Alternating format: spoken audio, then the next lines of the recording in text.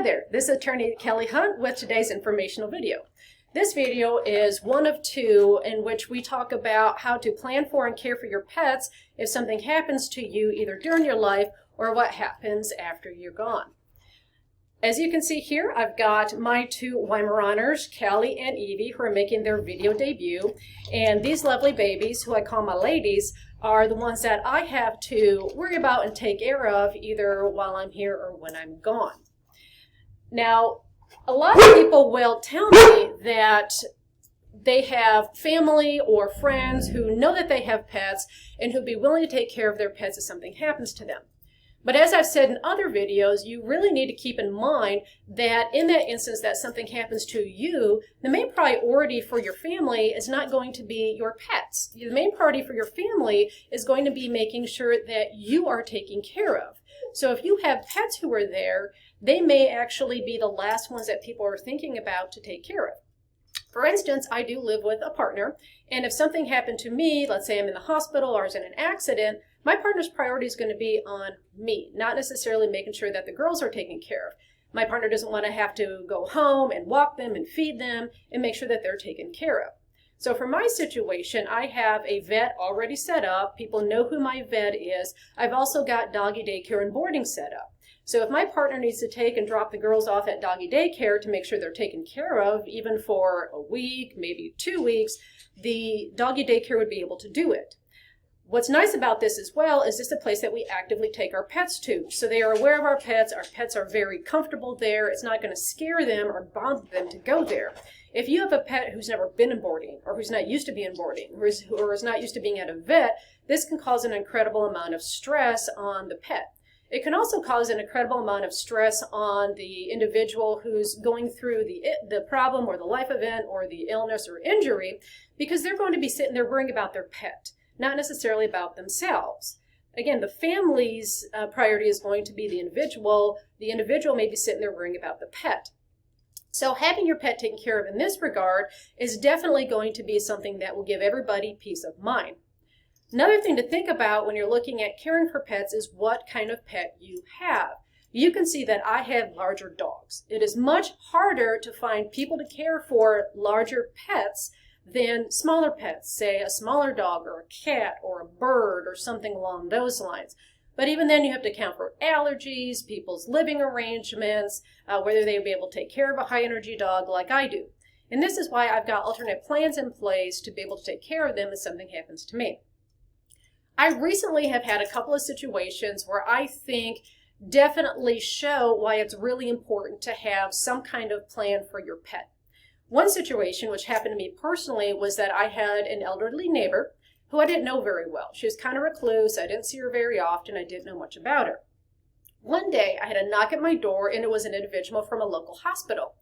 The individual said that the neighbor had gone into the hospital. She had no family, no emergency contacts. They really didn't know anything about her aside from her name and some basic information, her address. The person asked me if I knew anything about the home, if I knew anything about family, friends, if she had any pets, and unfortunately I didn't know. Luckily for us, it was a rental, so I was able to go into land records, find out who the landlord was, contact the landlord, and then get the landlord involved. The landlord legally has a right to go on the property to do a wellness check, especially if they don't know or if something happens to the tenant. So the landlord was able to come out, go to the property, and lo and behold, she had pets. So at this point in time, we also had to figure out what happens to the pets.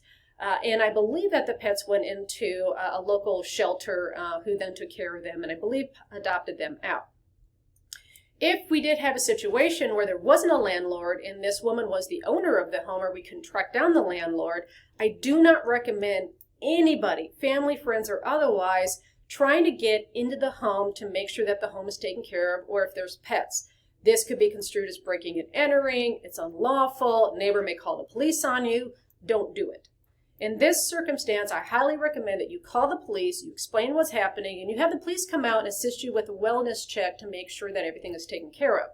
If it is found out that there are pets, the police can be the ones to contact animal welfare and have the pets taken care of. Unfortunately, in this instant, my neighbor did end up passing away, and the landlord took over the situation to make sure that the home was taken care of. And of course, since the pets went to a local shelter, they were taken care of.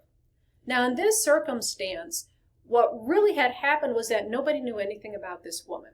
If she would have done, something, either like an attorney in fact or filled out some kind of, document to give to the hospital about this is my living arrangements, it could have made it a lot easier to know what is happening with her at home.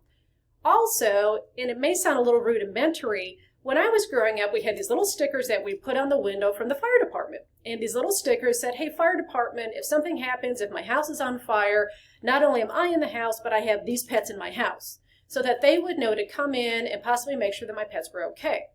You may not have this official sticker, but if you have something somewhere so that somebody knows, okay, I'm looking at the window, there's a note on here that says I've got 2 cats and I've got a dog that need to be taken care of, this helps to make steps accordingly. But again, this requires some pre-planning to make sure that our beloved fur families are taken care of. In another recent circumstance, I had a woman who lived in Oklahoma. She had really no family to speak of here in Oklahoma. She had a stroke. She had to go into a nursing home, and the nursing home did not allow her to take her cat, whom I lovingly refer to as Mr. Murder Mittens, into the nursing home with her. Her only real family who was able to assist her lived out of state. And this family was not able to come down to Oklahoma anytime soon, really, to be able to help with my client who was going into the nursing home. So because of this, I personally went out, I collected the cat, I had to contact a veterinarian to make sure that the cat was all up on his vaccinations. I contacted my very flexible and amazing daycare and boarding to see if they were able to take care of the cat for an unknown period of time. And they were wonderful. They took the cat, and I had to keep extending out the Mr. Murder Mitten's stay until the family was able to come down and get him, which is now still in the process of being facilitated. This instance went a little bit better because everybody knew that my client had a cat. Everybody knew that we had to take care of a cat. The family went through an agency, and that agency then referred them to me, who was able to facilitate taking care of the cat and, of course, other things for my client. So this was a little bit more pre-planning and the ability for the family to come in and make sure this beloved pet, who my client was very, very worried about, she loved her Mr. Murder Mittens, and it helped this client to have peace of mind to know that Murder Mittens was taken care of. Now, these are 2 instances that really truly help out to make sure that the beloved fur family is taken care of if something happens to you. Again, though, sometimes people say, well, my family or my friends or other people that I know will come and take care of my pets. I cannot stress enough that if there's nobody to take care of your pets, if they're simply unable to take care of your pets, the strong likelihood is that your pets may go into a shelter.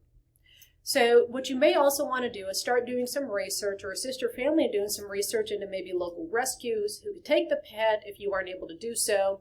Since I have Weimaraners, if worse absolutely came to worse, I know of a couple of different Weimaraner rescues who could take Kelly and Evie, foster them, and make sure they get into good homes if something happens to them. So do the research, make the plan, know that your family is going to be taking care of you as their priority and not necessarily your pet, and just make sure that everybody in your family, including your fur babies, are taken care of. So if you want an attorney who knows personally and has been through personally how to take care of and handle these pet situations in a really good manner, you're going to want McDaniel Acord. So reach out to me today. I'm at 918-382-9200.